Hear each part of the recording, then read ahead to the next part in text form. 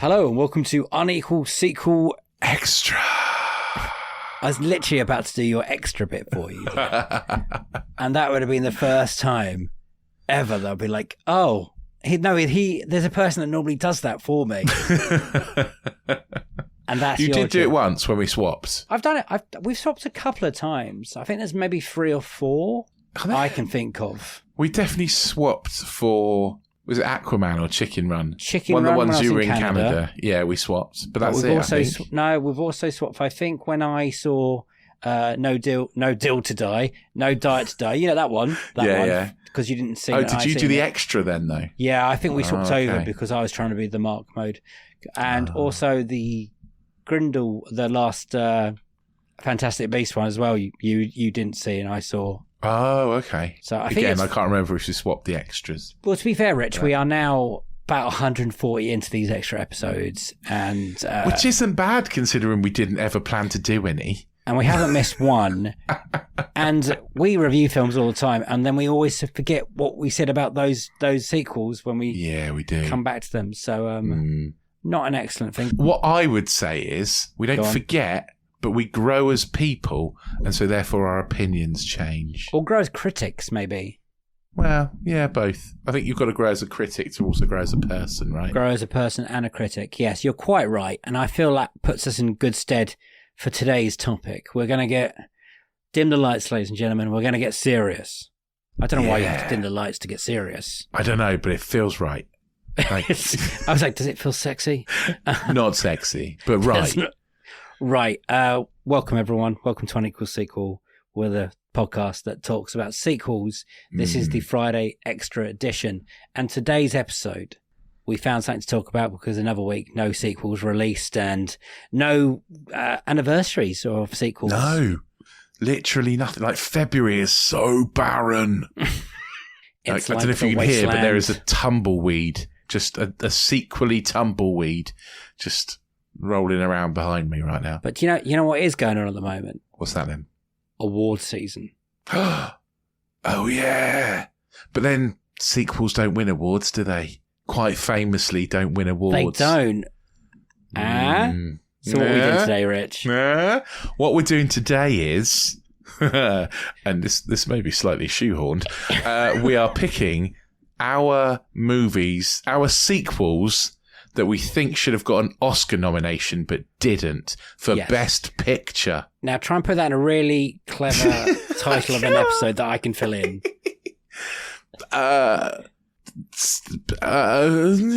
Sequels that should have been nominated for Oscars. For Best Picture. For Best Picture. Oh, yeah. Oh, Christ. That's never going to work. Yeah. Fantasy Best Pictures noms. I don't know. Maybe. Anyway. Just to give a bit of magic behind the curtain of what me and Rich do, we just had a 20-minute argument about what films we should be talking about. We did, yeah. Which we should have recorded because it's probably going to be better than the podcast. Basically, Rich disagrees with all my choices. So, no, not all your choices. And I respect your opinion and your choices and why you think my choices were not choices. We said we were going to do 5, and you picked 12, and we whittled those 12 down to 5. We couldn't have all of them. You kept mentioning new ones, and I was like, oh, I'll have that one as well. So, if anything, you made it worse for more films that I love. You wouldn't let me have Karate Kid Part 2, so, you know. What year was that? We can throw it in the mix at the end and see what won that year. I don't know, but I'll find out what year. So the thing about sequels that are very famously, only 9 have ever been nominated for Best Picture. So the sequels that have been nominated in the past are The Bells of St. Mary's from 1945, which is the sequel to the 1944 winner, Going My Way. Never heard of them, so there might be ones to hunt out. Also nominated and won. This one was The Godfather Part 2. Obviously, that's a great film. We can see why that one was nominated and won. Also nominated was The Godfather Part 3. Why? I don't know how that happened. No. I might have to check out 1990 and see why. Also nominated Lord of the Rings, The Two Towers, which should have won that year in 2002. Might have a look what won in that. Also nominated and won was Lord of the Rings, The Return of the King, obviously because it's brilliant. Nominated Toy Story 3, Mad Max Fury Road, Avatar: The Way of the Water. Not the way. Yeah, it is The Way of the Water. Way of Water. It's not a Bruce Lee film, Dave. And also, most recently, Top Gun: Maverick. So 2022 was a good year for sequels. So we're not picking any that have been nominated. Nothing that's been nominated. So we're picking sequels that weren't nominated for Best Picture. They might have been nominated in other categories, but Best Picture. Best Picture, yes. So they may have had Best Director, they may have had Best Actor, Best Screenplay, Best whatever, but not Best Picture. So we're going to name the film, and then we're going to look at the films that were nominated that year, and then try and say which one it would replace. We're not saying they should have won, but they should have definitely been in the conversation. Yes. Okay. So what do you want to do? What do you want to do first, Rich? Should we work? I think we should go in chronological order. Do you reckon? So, latest to earliest. Yes. Okay, so the latest is Empire Strikes Back from 1981. Absolutely. So we know why Empire wasn't nominated, right? Because the Academy hates sci-fi. Yes. Hates sci-fi, hates comedy. Just doesn't happen. And I think maybe Empire wasn't touted because they knew that it wasn't touted as an Oscar-worthy movie potentially. Yeah. If you look at the nominations, there were some big movies in there. What are the nominations then? What were the nominations? So the nominations in 1981, which Empire would have been eligible for. It was nominated for Best Score, I think. I think it might have even won. It didn't win. It definitely didn't win. It hasn't won any. But it was nominated. John Williams was nominated for Best Score, I think. Okay, so nominations 1981 for Best Picture were Tess. I don't know it. I'm sorry. It's not a movie I'm aware of. No. The Coal Miner's Daughter. Nope. Nope. I don't know it. No, me neither. Raging Bull. I know Raging Bull. Raging Bull's very good. One of my favourite movies. You didn't knock me down. You didn't knock me down. Can't believe it didn't win, to be honest. Yeah, that could be the one. Then The Elephant Man. Again, it's a great movie. A great movie. Deserves to be in there. And the winner of the Best Picture Oscar was Ordinary People. Again, one I don't know. Ordinary People. Yeah. From 1980. Starring Donald Sutherland. Yeah. Directed by Robert Redford, Mary Tyler Moore, Judd Hirsch. I've never heard of it. No, me neither. The accidental death of the older son of an affluent family deeply strains the relationships among the bitter mother, the good-natured father, and the guilt-ridden son. Now, that sounds like an Oscar baity film. It does, compared doesn't to, lasers and talking bears lasers. And stuff like that. We're going to have the Star Wars fans on our backs. Well, lasers. You know what? I'm trying to sound like an Oscar voter, and I like to think that the further we go on this conversation, the later the years on, films like Empire Strikes Back will got more accepted. You would hope, and more audience friendly films would become more involved. But what happens with Oscars, especially the Oscars, is that there's always this air of, what's the word I'm looking for? I don't want to say posh. Snobbiness. Snobbiness could be the words, couldn't it? Is that the right? Like, when you're watching an Oscar baited film, and Empire Strikes Back is what a film that is. What a sequel that is. But at that point, and this is what I tried to argue, ladies and gentlemen, that we should put Return of the Jedi in this conversation, and Rich flagged that down pretty quickly. Well, look, I know Return of the Jedi is your favourite. It's my favourite. Yes. I don't think it's the best of the three, no, and I think most people agree with me. Yes, but I know it is your favourite, and I don't want to take that away from you. And also, like you say, there is the Lord of the Rings argument that they waited till the trilogy was finished, and then the last one got all the plaudits. But Two Towers was nominated. It was. That is true. And so was Fellowship. So they all got nominated. Do you just think it was too out there for the voters in 1981? Sci-fi just doesn't get nominated. That's the thing, isn't it? Like, even 2001: A Space Odyssey, I don't think was nominated. I don't think so. I think because I'm sure I remember reading an article where it said Everything Everywhere All at Once was the first sci-fi movie to be nominated. That's like 2022. That can't be true. Or first sci-fi movie to win major Oscars, I think. Yeah. Yeah. Well, which one would you take out of that lot then? I know we haven't seen. Well, yeah, we haven't seen them all, them. But yeah, I mean, yeah. Out of the winners, I'd probably put Raging Bull as Best Picture in 1981. Me too, but then well, I haven't seen Ordinary People, so let's just say we'll get rid of Tess. Yeah, okay, fine, we'll get rid of Tess. I'm just gonna look what Tess is. Oh, she was a poor man's daughter, an aristocrat's mistress, and a gentleman's wife. A strong-willed young peasant girl attracts the affection of two men. Let's not take that out because that sounds like it might be a good, like, feminist kind of movie. She was born into a world they called it seduction, not rape. What she did would shatter their world forever. We'll take out The Coal Miner's Daughter because I have seen this movie. I've just remembered. We can take that out. It's about a country singer. I've just realised it now. It's got Sissy Spacek in it and Tommy Lee Jones. Yeah, but it's. I wouldn't have said it was an Oscar nomination. Life of singer Loretta Lynn, a girl who rose from humble beginnings to become a country music star in the 1960s to 70s. And yes. It's fine. Okay, good. We found one. Phew.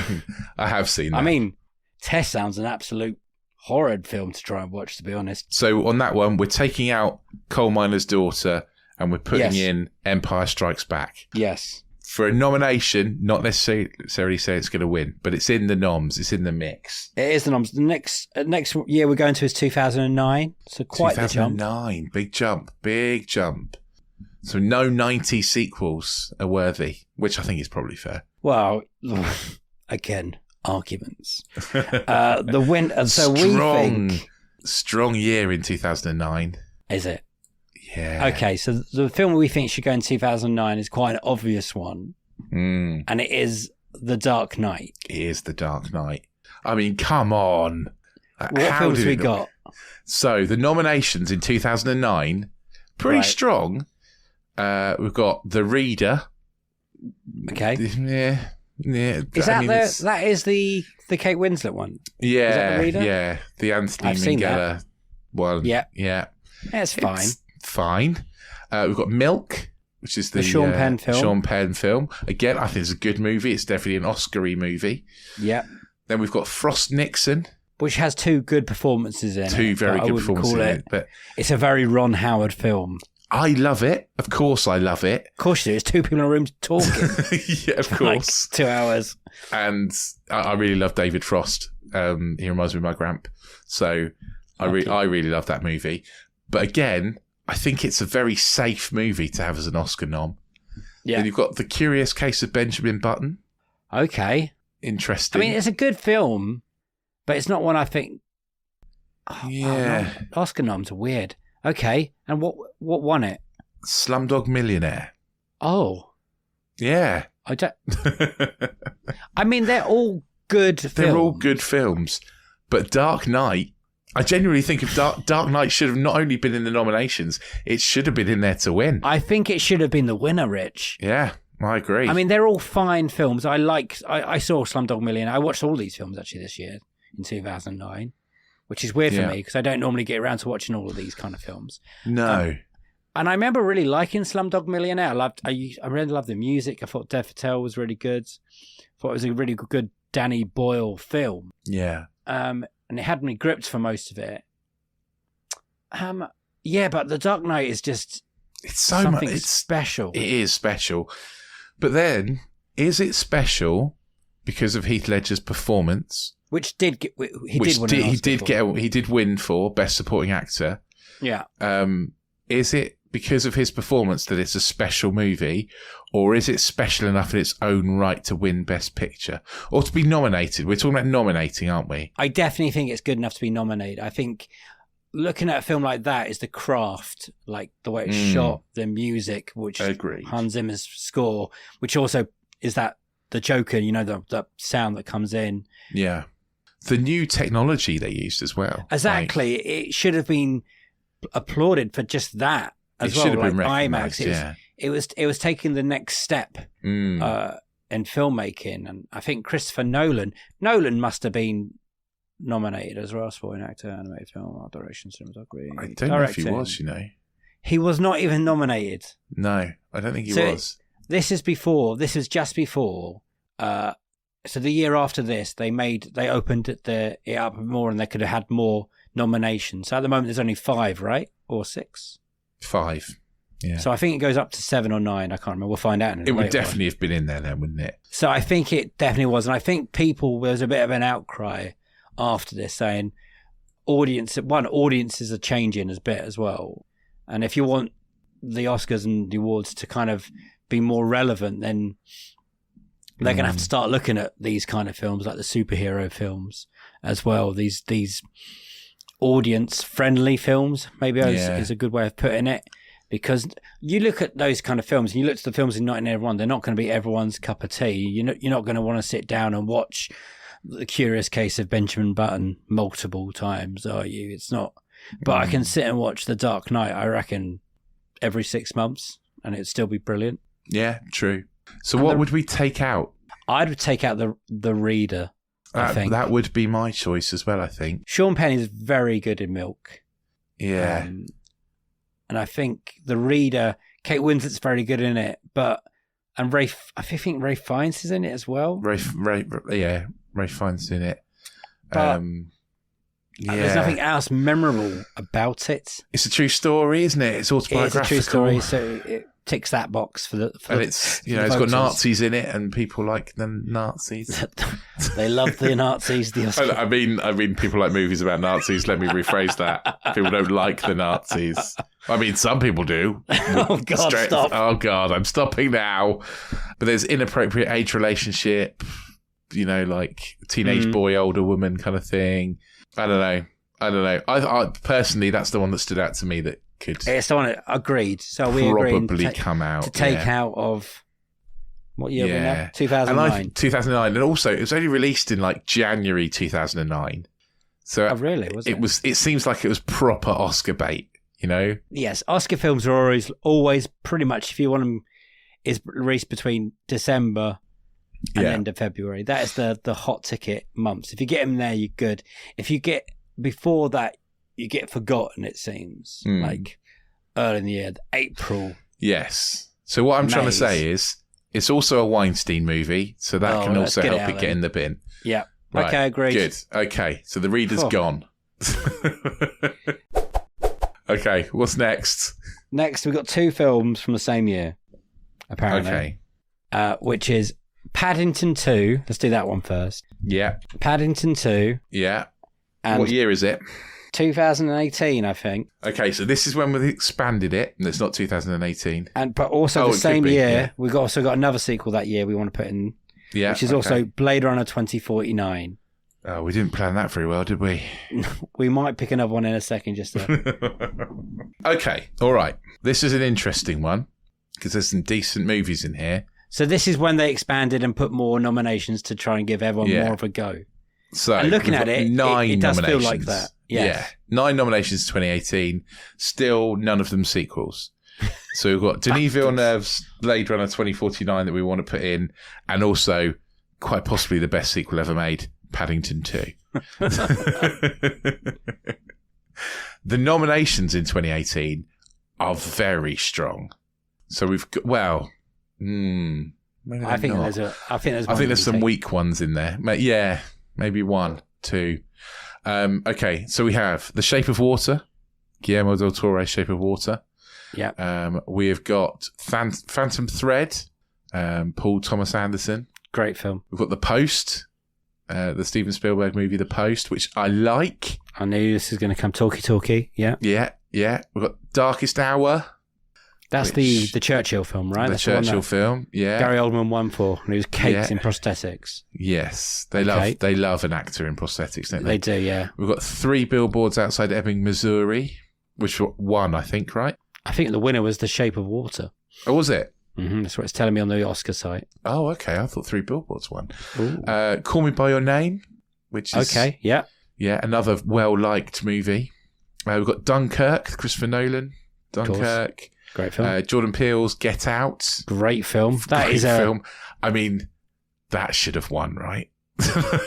This is where this is getting good now, Best Pictures, and getting more nominations in the list. Yeah. Because any other year that would be, I reckon, cut out. And you can see that the voters are getting a little bit more experimental by this point. Because that wouldn't have been picked in the early 90s. No, definitely not. And we've also got Lady Bird, the Scott Rudin, Saoirse Ronan kind of that was directed by a movie. woman, so it definitely would have got voted in the early 90s or the whatever. So yeah, true. So, and we've got to take out 2 of those films to get 2 in. So, 1, after the whole Barbie controversy, I'm not taking out a Greta Gerwig movie, so Lady Bird's safe. Lady Bird is a great film as well. I've got no problem keeping that in. Get Out is also safe because Get Out is also safe. It's incredible. Yep. Shape of Water, I don't know. Which one? Okay. I can't take it out.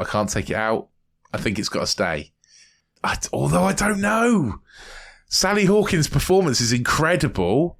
Is it Best Picture? It's a great film because it's a weird film as well, isn't it? Like a love story between a woman and a fish man. Yeah. And it's fantasy and it's really good Del Toro film. It is. All right, you've won me over. It's got to stay. Okay, well, I don't know where this is going. Well, I'll keep going. 3 Billboards has got to stay. Okay, great written film. Yeah. It is smartly written film. Dunkirk. Dunkirk's got to stay. Yeah, it's great. It's great. I agree. That's an amazing piece of film, Dunkirk. So now we're down to Darkest Hour. I would get rid of Darkest Hour. That would be the first one. We've got to get rid of 2, list. remember? Yeah, no, I would get rid of Darkest Hour. Darkest Hour and replace it with Paddington 2. Paddington 2. Both. Darkest Hour because then at least we've got fine. one. We've got a movie in there that's about a true British hero. True. Paddington, haven't we? Yeah? True. Okay. Yep. Okay. So then we're down to 3 left. We've got Call Me by Your Name. Yeah. I think has to stay. It's an important film, but it's an important film for LGBTQ rights. It's got to stay in. It's not coming out. It's got to stay in there. So then I'll never look at is it a peach again? And oh fucking hell, no, me neither. But Timothée Chalamet is fantastic in that film. Yeah, and he's in Lady Bird as well, so he's got 2 nods. Well, yeah. Great year. So then we're down to Phantom Thread and The Post. You can't take out Phantom Thread. It was one of my favourite of the year. Really? Daniel Day-Lewis was so good in this film. See, that would be the one I would take out. His zingers. See, I liked The Post, but I would take The Post out for Blade Runner. I think that's probably fair. You know, I think I think you're probably right. And don't get me wrong, because I love Spielberg. He's my favourite ever director. But sometimes Spielberg gets nominated because it's Spielberg. Scorsese sometimes gets the same kind of treatment, to be honest. I think I like The Post. Don't get me wrong. The Post is my kind of film. It's a very good film. I can also see why it's an Oscar, an Oscar nominated film. It's very Tom Oscar-y Hanks, it's film. Meryl Streep. Come on. But you're right. If I was gonna choose between Blade Runner 2049 and The Post, as an Oscar nomination for a beautifully crafted, wonderful movie, come on, Rich. It's going to Blade Runner, isn't it? It is. Roger Deakins did win Best Cinematography for Blade Runner 2049, but it is such a gorgeous looking film. But it is such a wonderful film in so many ways. I know for me it's better than Blade Runner. For Rich, it's not. I totally understand that. And we've been there many times with many different people. But also, subjectively, it might be better than Blade Runner, but I can't not have seen Blade Runner when I saw it, you know? Yes. No, you can't change that. I can't get how important Blade Runner was to me as a kid growing up. I would put Blade Runner 2049 above a lot of these films in this list. I wouldn't take Shape of Water out of this list, but I would put Blade Runner 2049. I can't believe Shape of Water won against 3 Billboards, which I think is a stunning movie. But Bill Bird's is so good because that script is so it is good. Incredible. I mean, but it's not Woody just Harrelson. That. Yeah, Francis McDormand and Sam Rockwell are just so good in it. I know a lot of people get angry about the Rockwell character and his tones, but he's playing a man that was written on the script by, is it Neil McDowell? Is it one of the McDowell brothers? Martin McDowell, which sounds like I'm saying a character from Back to the Future. Yeah, it does a little bit. Martin. I think it's Martin McDonagh, isn't it? Oh, there we go. Where did I get McDowell? That's why I don't know, but I was getting confused. Malcolm McDowell. I think I was confused. Oh, with. Malcolm McDowell. So Martin McDonagh is the director and the writer-director. Yeah, and his brother is the one that does. Don't think his brother's involved. He's the brother who does Calvary, and I get. Oh yeah, potentially. So Martin McDonagh wrote In Bruges, and he wrote Banshees of Inisherin. And all great Seven films. He's definitely a very talented writer. Absolutely. And also he directed In Bruges and directed Seven Psychopaths and Banshees of Inisherin. Yeah, great. So he's a very strong filmmaker. Three Billboards is one of my favourite movies. I think it's incredible. Oh wow, okay. Phantom Thread. Paul Thomas Anderson is a director that done Boogie Nights, The Master, Magnolia, Drunk Punch Love, all those great films. Drunk Love is great, isn't it? Great films. But I haven't enjoyed his last few. Inherent Vice I didn't like. I didn't really like, what was his last one? Licorice Pizza. I really struggled with. No, I struggled with that too, yeah. I agree. But Phantom Thread, Daniel Day-Lewis, last film, he retired. I didn't love Phantom Thread. Oh, it's so good, so beautiful. And his insults, it's so beautifully played. I just found it so And Leslie Mandeville's in there, and she's so mean good. And Victoria Cripps. I was taken away by that film. I thought it was a superb, and the costumes are so good in that film. Yeah. Like, I get it. Like, and I totally get why it's in there as a nomination. Me personally, I just find it too horrible, too bitter I love and mean. The insults. And obviously the other ones, Get Out, Jordan Peele. Wow. What an incredible. Introduction to that man.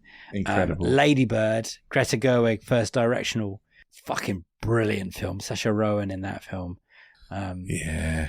They're two. I can't get rid of them. Dunkirk's just a magical piece of cinema, I think, with all the sound effects and the way it's put together. And we both agree that Darkest Hour can go, though, right? Darkest Hour can definitely go. It's fine. Yeah. It's the only thing it's got going for it is the Gary Oldman performance. And even then, it's too much. And he won it, so it's fine. Yeah. But as a film, the way it's put together, the way it looks, I don't think it's anything special. Agreed. And what was the other one? I think we're The Post. The Post is the other one we're taking out, which again, I like it. Totally see why it's an Oscar nom, but Blade Runner 2049's better. Should be in there. You're right. Yeah. And Paddington 2 should be in there too. Just to give a family-friendly movie an Oscar nod. Paddington 2. It doesn't happen very often, does it? Has one of the best endings ever. Yeah. Oh, absolutely. When the aunt knocks on the door, it absolutely ruins me. Yeah, completely. In so many ways. It's such a lovely film, and it was so nice watching Wonka this year that also kind of didn't quite have that much, but it was nice that had that magic. My son is now obsessed with Wonka, and we've seen it literally We've seen it 5 times in 7 days, and I don't care. I still love it. It's a good one. It's weird that musicals can do that. And Paddington 1 is such a good film, solid first film, because it shouldn't really work, and the visual effects are so good in Paddington, you'd kind of just forget that he's not there, and it's that. And if we had Paddington in here too, that means that Sally Hawkins would have 2 movies in Oscar noms. She had a good year. She had a good year. Do you think Paddington 3 is going to be as good as Paddington 2, or are you worried that it hasn't got the Graham King magic? That's my worry. Yeah. That is my worry, but I'm crossing my fingers. Let's see. Okay, so we're now going to move on, not too far away, which I believe we'll just go into the next year of 2019. Okay. Ooh, 2019. So can it live up to 2018 is the question. Well, no, I think is the answer. This one, we're going to have to argue a bit, I think, and we're going to see what the nominations are, and I think it's okay. We should have probably looked before we picked this, but our nomination for 2019, and please, people, stay with me here. Yeah, is it might actually be 2020. It's 2020. Oh. 2020. Okay. Right. We're moving on 2 years. This is going to make it slightly harder. So 2020, we think that our nomination for a sequel that should have been nominated for Best Picture in 2020, yeah, but wasn't, is Avengers Endgame. Hear us out, ladies and gentlemen. I am torn on this one myself. So for those of you sat at home going, what? What are you talking about? We are playing. I know Infinity War is better, right? It is. It's a better film. It is. It is better. We're going with Endgame essentially because of the Lord of the Rings factor. It's the Lord of the Rings theory, isn't it? It crowns off a whole franchise, and that's why it deserved a nomination. That's where that story ended. It was like, what is it at that point? 15 films? Who actually? I don't know. I should have done research. Not saying it should win. Not saying it should win. But it should have got a nomination, and I know exactly which movie I would replace with it. I think we're going to have the same film. Okay, do the nominations, Rich. I will do the one I think we should replace last. So the nominations, 1917, Sam Mendes, 1917. Great film. Great film. We're keeping it. It's not going anywhere. Leaving it in there. Quentin Tarantino's Once Upon a Time in Hollywood. Not my favourite. Long film. Quite boring. Yeah. Sort of understand why it's Hollywood loves a movie about Hollywood, right? He does. The Oscars love a movie about Hollywood. They also love nominating films that Leonardo DiCaprio's in, but they never let him win. True. I mean, that'd be close for me to coming out. You know, I don't think it deserves an Oscar nomination, to be honest, but there we are. Writing, maybe. Potentially like a writing nomination for Once Upon a Time in Hollywood. Yeah. Little Women deserves to be there, can't come out, deserves its nomination. It's a great Christmas movie, according to my poster. Do they have one Christmas meal or two Christmas meals? I think it's one. Is it? Yeah. It might have even been more because it's over multiple years. It's one right at the start, and I think that's it. Oh, okay. There's lots of winters, but I think that's... I can't remember. Again, it was a couple of months ago. Greta Gerwig, great director. Greta Gerwig, got to stay in there. So, Jojo Rabbit, Taika Waititi. It's got to stay, hasn't it? It's great. It's good. It's got to stay, if just for the scene of him touching his mum's hand. It's got to stay for that. Yeah, I enjoy Jojo Rabbit. I think that's maybe one of Taika's best films. It's so weird and wonderful, and it takes such a serious subject and makes it bizarre and crazy, but it's still that bit what you just spoke about. When it gets to that bit, it still absolutely just punches you in the gut. Oh, absolutely. And it's really, I think it's really well handled. And I laughed at Taika's version of the kids' version of Hitler. Yeah. Yeah. Like I said, Oscars love a Hitler, love a bit of Nazis. You know, it's in there. Yeah. So next one's Marriage Story, Noah Baumbach movie. This is a good... Have you seen this? I have seen it. I'm not sure it's one I want to watch. I won't be rushing to watch it again, but I can 100% see why it's here. I went and saw this in the London Film Festival when it was out. I went and saw it like 7 o'clock in the morning, or where it is, for the press screening. And I watched that in the morning, and then I watched another film about divorce in the afternoon. It was a divorce heavy. Yeah, it had Josh O'Connor, Bill Nighy, a woman in it. But it was also quite hard. But Marriage Story is just two great actors like Scarlett Johansson and Adam Driver just going at it. And when I was watching, I was like, well, they're just going to show this in acting classes. People are going to be ripping this off in like auditions and stuff, because it's really good in that kind of way. And like you said, it's not the easiest watches to get through, and you won't keep going back to it. But both of them, very good, solid film. And good support by all the sport characters as well, if I remember rightly. True. I'd never want to watch it again, though. No. Talking of films I never want to watch again, The Irishman. Again, this is what I was saying about Scorsese. Martin Scorsese gets a nomination. And the Spielberg factor, yeah. Nah. It's fine. It's fine. And there's some good performances. Pacino's good in it. Stephen Graham is great for his part. Yeah. But nice to see Pesci back. Nice to see, De Niro doing the... But it's far too long. It's far too long.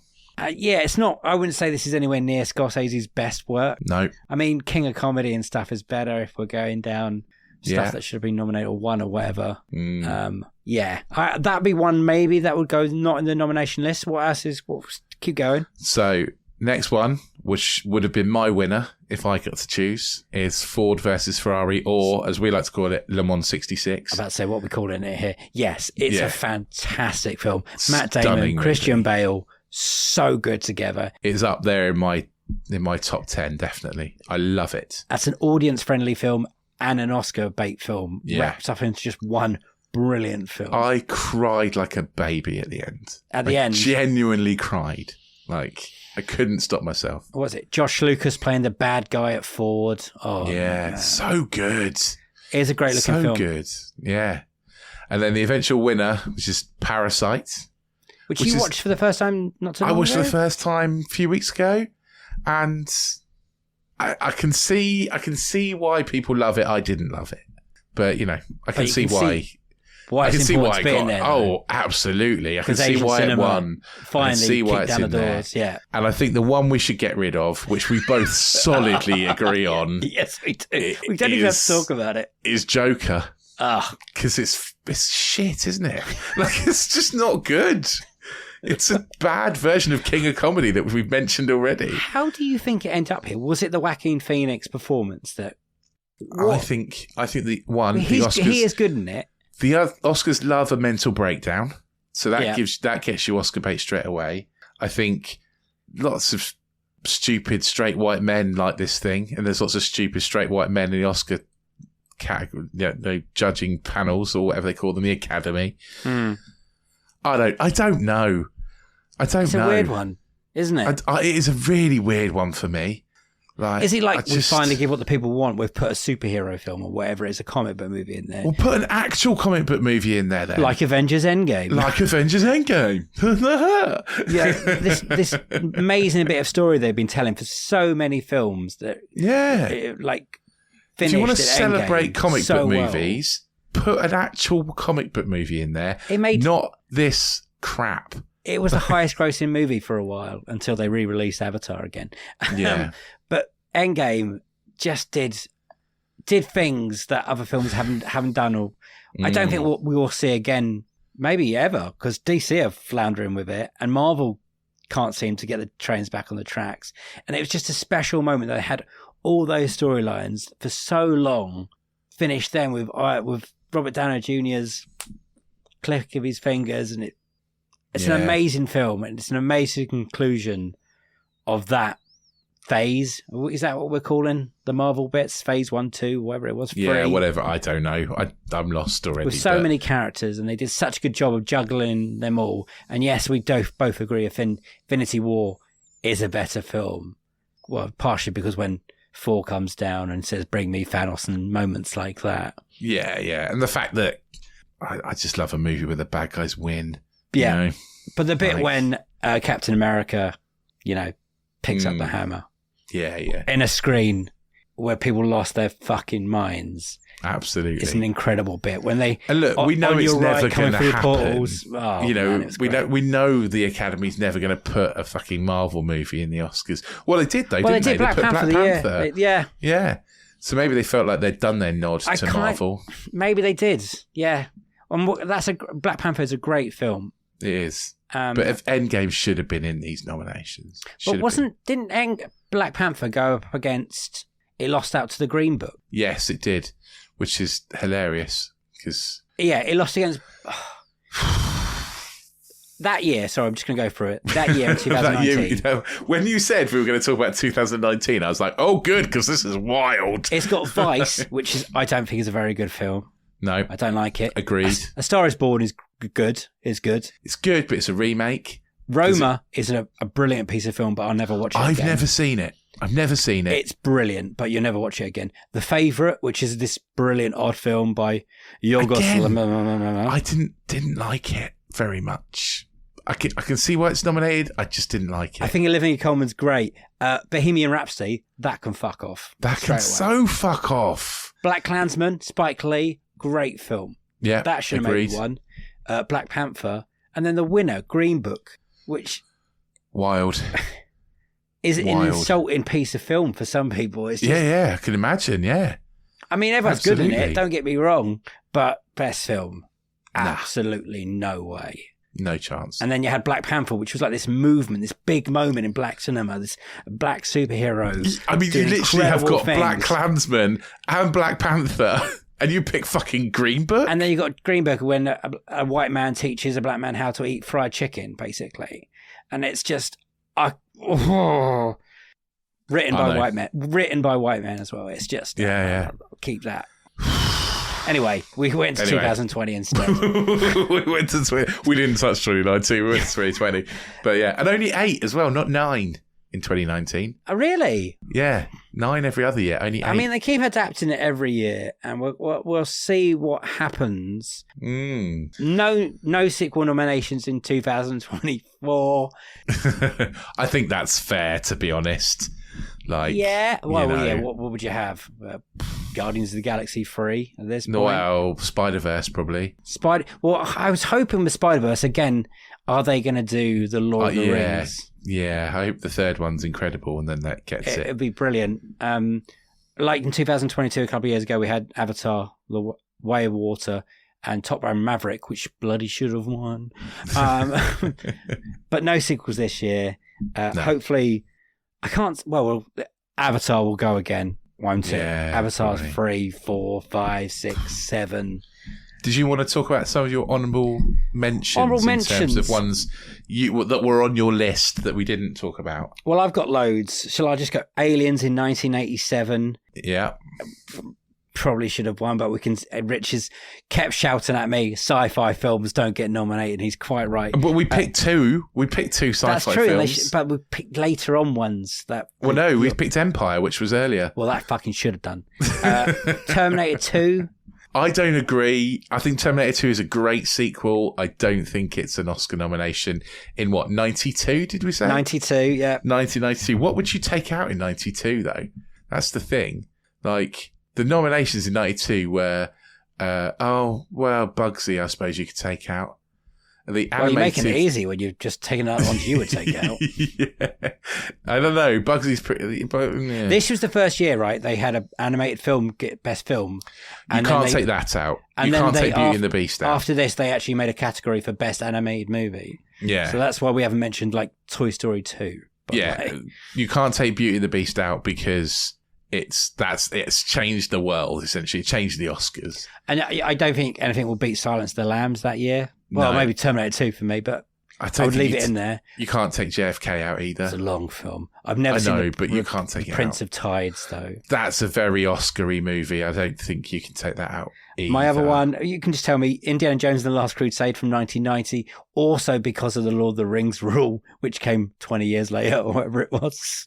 It wasn't. It was never going to win, but I liked the idea of. But also, it wasn't the last one. Plus, what would it replace?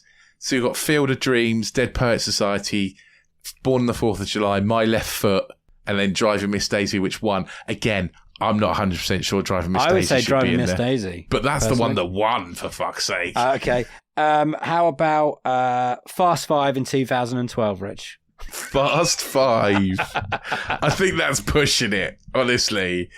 I mean, what would you take out in 2012? Probably Extremely Loud and Incredibly Close, maybe?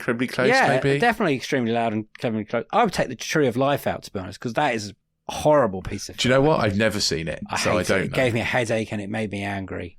I mean, it scores incredibly low on IMDb. It's what's his face, the director.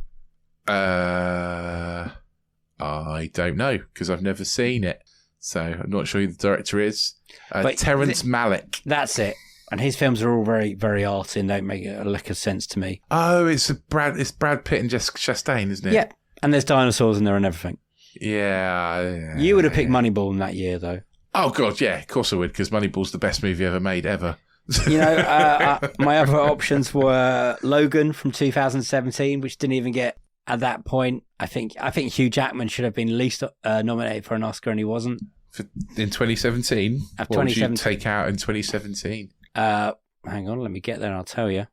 You got... 2017 was the controversial year, wasn't it? Saying that, they're all really good films in 2017. Like, I think Moonlight is a great film. Arrival is a great film.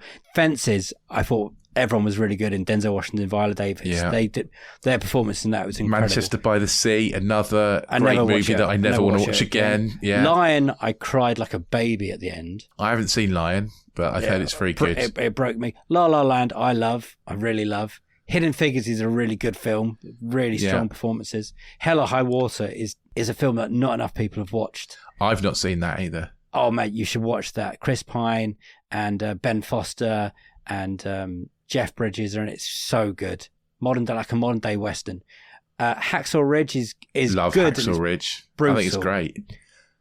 That would be the one I would take out. Really? I would take out La La Land because I actually think it's quite bad. Oh, God. Okay. And then from 1983, Rich, Wrath of Khan. Star Trek Wrath of Khan. Wow, okay. I agree. It's a great sequel. Is it Oscar worthy? And what would you take out in 83? Oh, mate.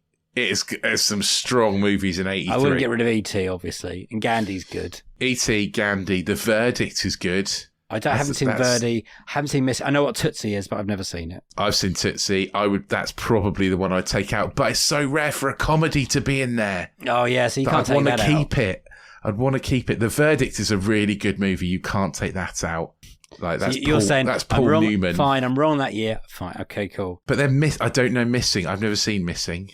I'm quite happy with the 5 we picked though. So, and I'd love to hear what other people think. What other so the rules listeners, you guys. I'm going to be trying to put you there, you in the corner. The rules are they can't be nominated, and it's only for Best Picture. Yeah. Okay, and it has to be a sequel. So let us know what you would have done and the year, if you can. And what you would have replaced. And we'll read them out hopefully in the end of month roundup.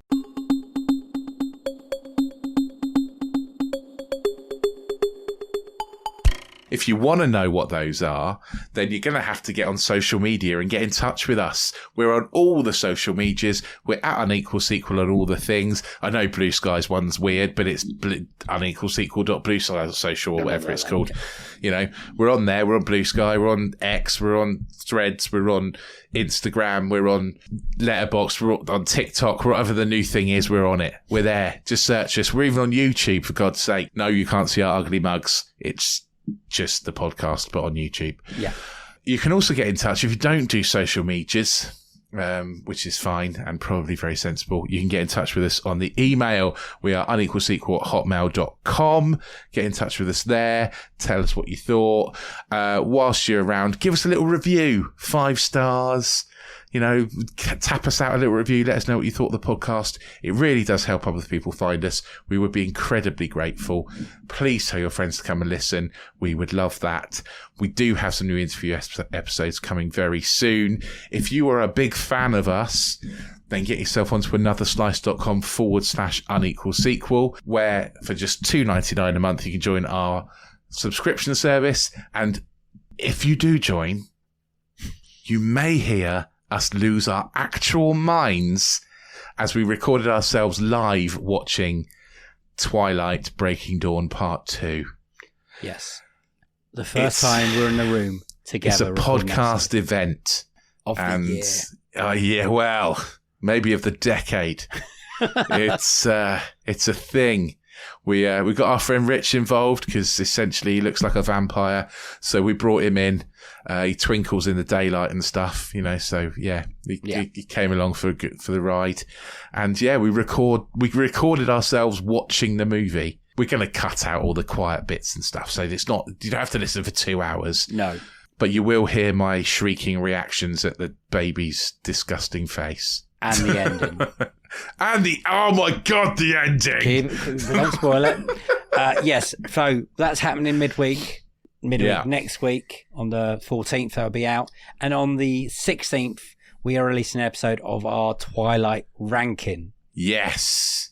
So our next extra episode will be us ranking the Twilight saga from worst to worst. So tune in for that. From worst to even more worst.